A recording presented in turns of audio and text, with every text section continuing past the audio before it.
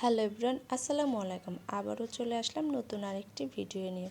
তো সবাইকে পুরো ভিডিওটি দেখার আমন্ত্রণ জানাচ্ছি। সবাই পুরো ভিডিওটি দেখবেন, ভালো লাগলে লাইক, কমেন্ট অ্যান্ড শেয়ার করে দিবেন। আমি আজকে বানাবো পাউরুটি দিয়ে মজার একটি নাস্তা। এটা সন্ধ্যায় খেতে পারবেন। তো এখানে কিন্তু আমি 3টি ব্রেড নিয়েছিলাম, আর সেটা দুধে একটু ভিজিয়ে রাখছিলাম। অল্প একটু দুধ দিয়ে, বেশি দুধ দেওয়া যাবে না। তো এখানে এখন দিয়ে দিলাম আমি 2 পিস তেলাপোয়া মাছ রান্না করে নিয়েছিলাম। লবণ, হলুদ, মরিচের গুঁড়া ও ধনে জিরা গুঁড়ো দিয়ে রান্না করে নিয়েছিলাম। তারপর সেটা কাটা বের করে বেছে আমি দিয়ে দিয়েছি। সেটা আমি অফ ক্যামেরায় করে নিয়েছি।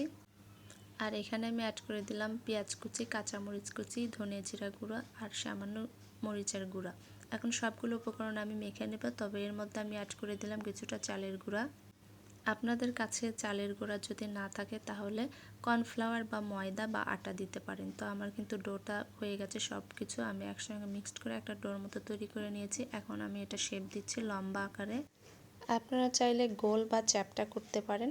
তো আমার সবগুলো এখানে কিন্তু লম্বা করে নেওয়া হয়েছে। আর এগুলোকে আমি একটু বিস্কিটের গুঁড়াতে গড়িয়ে নিয়েছি। আপনারা চাইলে ব্রেড ক্রাম্ব নিতে পারেন। আর এখানে আমি বানাবো পটলের পেঁয়াজু। এটা আমি আগেও ভিডিও দিয়েছিলাম, তবে একসঙ্গেই একই দিনেই করেছি, এই জন্য আমি ভিডিওটা করেছি।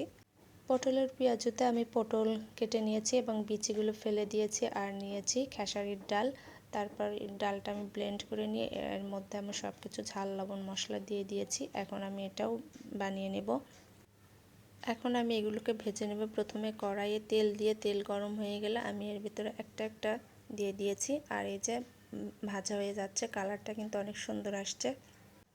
এটি লো আছে ভেজে নিতে হবে, তাহলে ভালো হবে। বেশি চুলার আঁচটা বাড়িয়ে দিলে পুড়ে যেতে পারে। তো তারপর যেগুলো ছিল সেগুলোও আমি এক এক করে ভেজে নিলাম। এখন আমি এরপর বানাবো পটলের পেঁয়াজু। তো পটলের পেঁয়াজগুলো এক এক করে দিচ্ছি।